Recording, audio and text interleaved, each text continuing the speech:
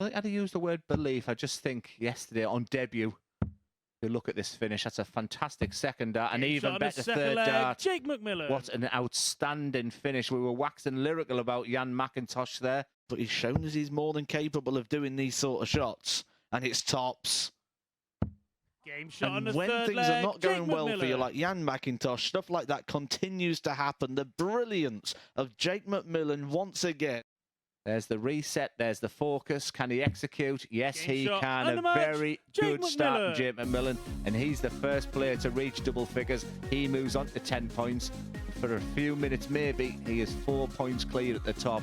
But fair play to Jan McIntosh. He's still sat on 0 points, but that was a marked improvement. Usually happen on moving Tuesday. And then Wednesday, you get that tension and the permutations of who can finish where. Well, I'm not going to say this is the wrong way to go this time.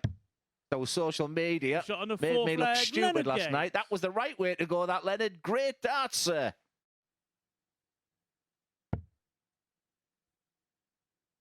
Been a special performance. And this would be the cherry on the cake. Take a bow, Jim McEwen, because that is fantastic. He didn't have the day he wanted yesterday. He was up against Leonard Gates in his first game today, who was in fantastic form yesterday. No emotion shown there from Jim McEwen. Players will practice this 101. But when you get moments like this, what a finish, what a player, what a performance. James Richardson trumps Engstrom. He will be absolutely gutted because he actually played quite nicely in that game, but James Richardson was absolutely phenomenal. A very professional job and just what the doctor ordered very early on Tuesday. Could it be moving Tuesday for James Richardson?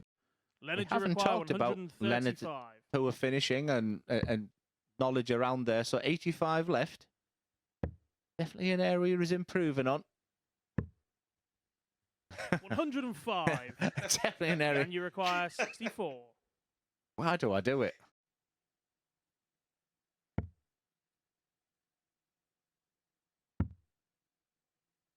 More darting hand for Jan. Game shot on the fourth leg. Jan McIntosh. Leonard, you require 10. Said he needs to stay in touch in case an opportunity presented itself. It did. He had 2 darts. Will he get more?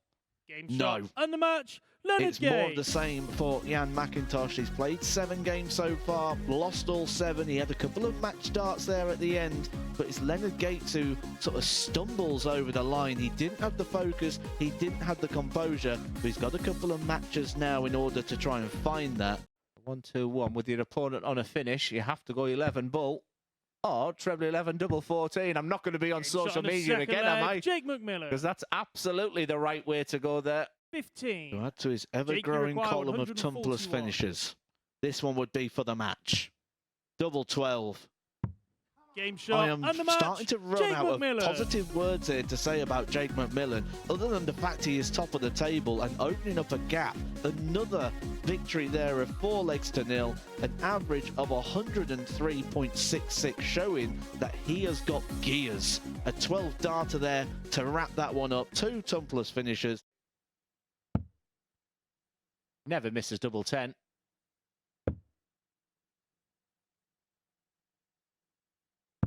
Game shot. Was there an argument not to go for the double 5? Absolutely not. Jim McEwen is absolutely flying today. It was majestic from McEwen. And James Richardson put in a mighty fine performance himself in a very, very enjoyable game. He was doing the hop, skip and jump across the yuckage. I think he's a guy that relies on that rhythm. Usually relies on hitting the doubles very, very nicely. And that's part of his game, is why he's such a winner. First start did look inviting, but all about Gates right now. We'll talk about how good he is on the double, and once again proves that another solid performance from Leonard Gates against the luckless Johan Engstrom's thinking, what do I need to do today to get a win? And Leonard Gates just puts himself back in the mix. He's got those levels. He's an incredible player. And at ease, a 94.81 average. Just have one question mark that still has not been answered with McIntosh, and that's when the opportunity presents itself, can he cross the line? It's tops to cross the line in regards to a breaker throw of Jim McEwen, and that is potentially the moment for Jan McIntosh where he arrives here. Will he be back? Maybe. Possibly. No, I don't think so, because the champ is in town. What a finish that is. He's up against the in-form Jim McEwen. 3 darted tops. Bends the wire. McIntosh finally gets his first 2 points, and it's up against the champion, that is Jim McEwen. Big smiles all round, and the man from the Faroe Islands. Fair play to you, young man. That was a really, really good performance. And from Jim McEwen, he felt like he's done the hard work in his first couple of games. But Jan McIntosh, it was a deserved victory in the end. James has left. Can he put a flake on it?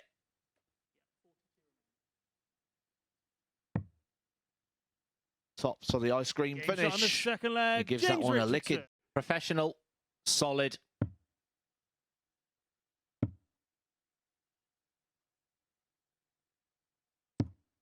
And comprehensive. What a game by James Richardson. He beats top of the table Jake McMillan and puts himself in a very good position for automatic qualification. He sits pretty in second place as Richardson right now.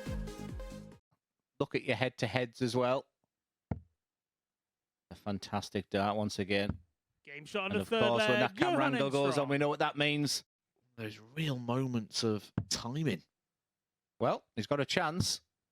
That chance is a double 16. That's clinical. That's a superb finish, Jan McIntosh. Not an awful lot to separate them. One big finish in the previous leg from Jan McIntosh. He resets himself with double 16. Can he get 2 wins out of 2? Yes, he can. Jan McIntosh gets over the line again against the luckless Johan Engström, who's having a day to forget. But the man from the Faroe Islands continues now to impress. A couple of wins. You can just see that wry smile then. All of a sudden, the game feels really good.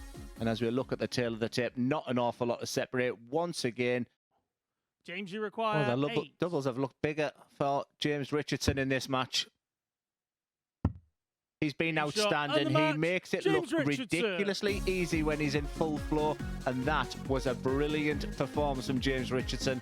Leonard Gates hasn't got a clue what's just hit him there. But what it was is James Richardson at his very best. Look at those numbers. 100.20 for any dart player is always a good one, because it means that you're winning in 15 darts. Tell you what, going to Group B then, Jake. But it's tops for McEwen.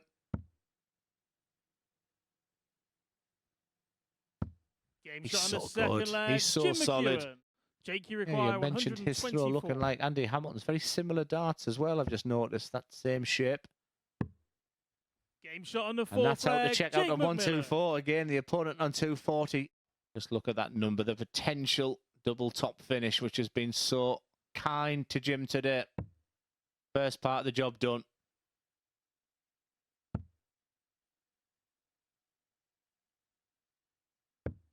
It's 2 losses on the spin for Jim McMillan, and Jim McEwen is just finding his form at the right time. He's right in the mix of this very exciting Group A campaign. 4 players in the top 4, just 2 points separate them now. Nothing really to separate them on the averages. Still on. Treble 18 leaves the ball. A target he's already hit in this game, and he hits it again. Bookends his performance with bullseye finishes. A fantastic polished performance there from James Richardson, who ends his day with back-to-back 4-0 victories and moves himself top of the table, and that will give him a healthy lead tomorrow. The rest of the players will be split into groups B and C. Yep, this will be the first match tomorrow, this. Jim McEwen against Johan Engström. That will be our first game tomorrow. Johan, you require 160. Please join us, because all the ingredients to the sensational day. This would be a sensational finish. He's bullseye away. Oh, yes. What a finish. 161. The nod of appreciation from Jim McEwen behind on the treble 17. Going a different route here to try and guarantee himself a dart at the double. He's quite fortunate there, because that was at the big 16 and he could have nearly missed the board. He's ended up squeezing in the double 16. Leaves him double 12. Big moment in terms of the Game direction shot on of the this fifth game. leg. Jim And McEwen. you get the feeling that that moment is something we're going to be talking about in about 10 minutes' time. What I can't envisage is what this man is going to do. He's very unpredictable. He hasn't been in this situation today. That's what he can do, though. 180. And all of a Jimmy sudden, require McEwen is facing this 146 146 with urgency and almost must-hit territory. It's on, and that is good. Does he stay there? Double 16.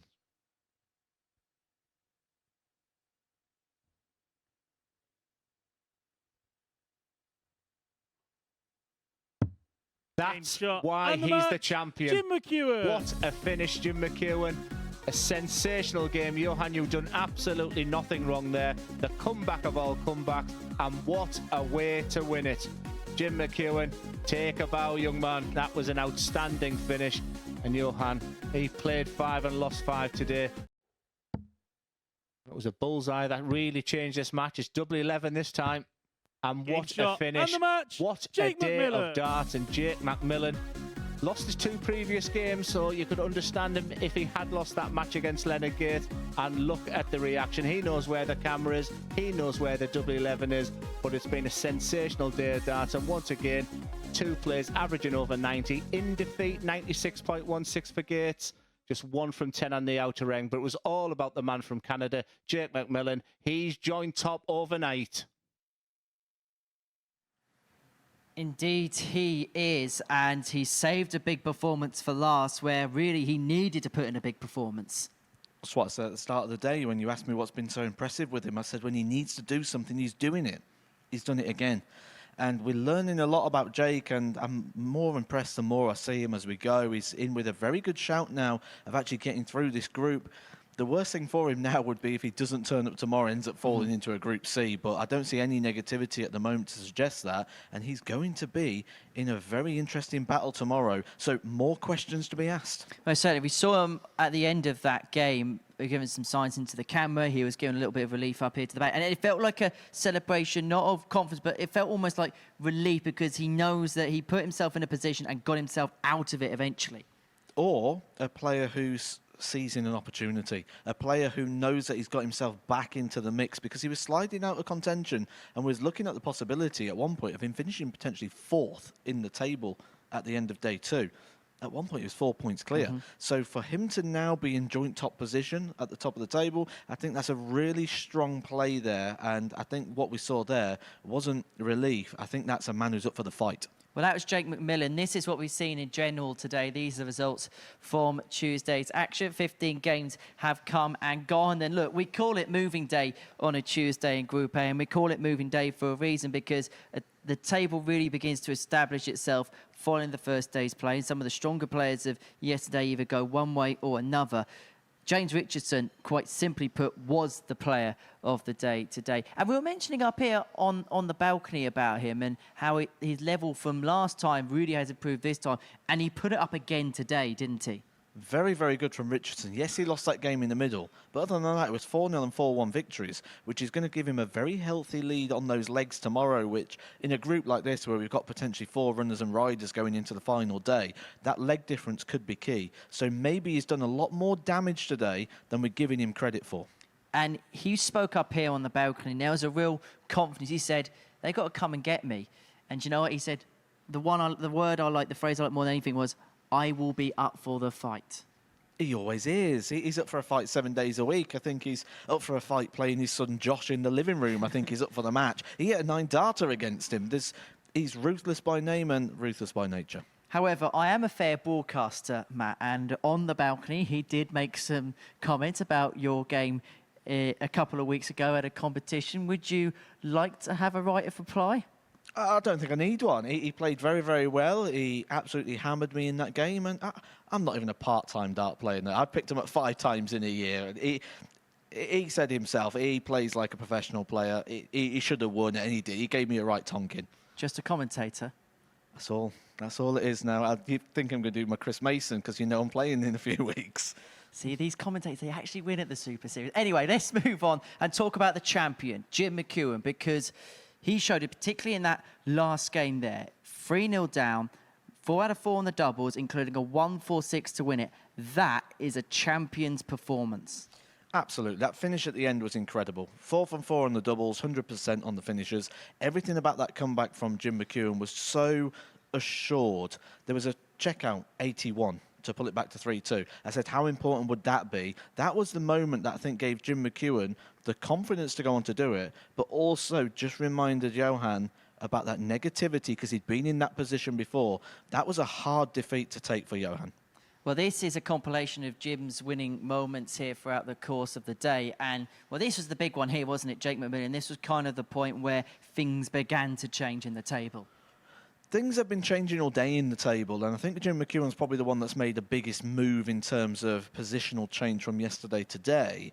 But he could have made it easier on himself, and I find that with Jim McEwen this week, he's just not had, he's had the explosiveness, but he's not been able to keep his game up in that A-game realm, and he's been getting a bit frustrated with himself. He's been putting a lot of shoulder into the action, but tomorrow is the most important day, and that's when the biggest players play their best. They most certainly do, and that was a big, big finish there against Johan Engstrom, who just thought, well, goodness me, what on earth has hit me? But for everything that Jim did right today, and he did a lot right, there was just one moment, wasn't there, where there was just a little bit of a lapse. He went, well, he decided against the bull here, against Johan Engstrom, and boy, did he get punished.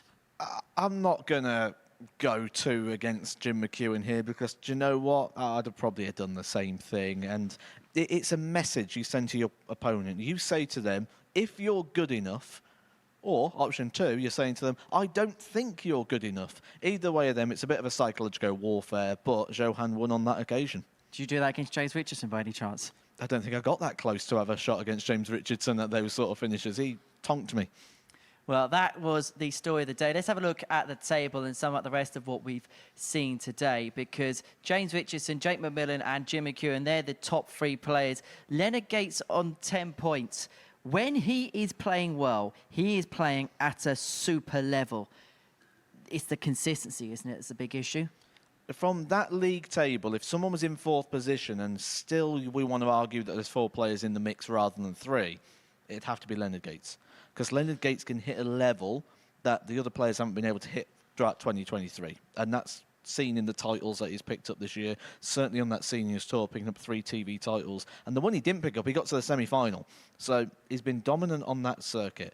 So we know that if anyone's going to swoop the field, it'd be him. And that's why I think there's still 4 players in the mix. However, is the big issue with Leonard the fact that we've seen on the first 2 days slow starts? If he's going to do anything tomorrow in terms of picking up that top place, he can ill afford that.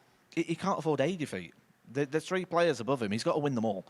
And he certainly can't afford to lose to anyone above him because then that'll just open up. It'll be a 4-pointer. He'll lose points while they gain it.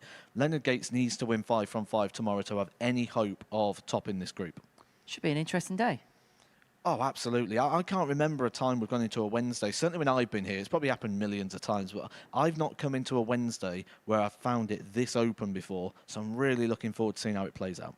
Shall we set the alarm clock ready to go for 9:30 tomorrow? I think we'll be in plenty of time before that because tomorrow is going to be fireworks. It should be. We shall see you tomorrow, spick and span, nice and early. Hopefully we'll see you, spick and span, nice and early. 9:30 is when we are going to resume. Now we're on the Super Series YouTube channel as well as Sporty Stuff TV tomorrow for all of the action. But as far as day 2 is concerned, well, Ruthless, well, he was top of the pile. He was hot, hot, hot.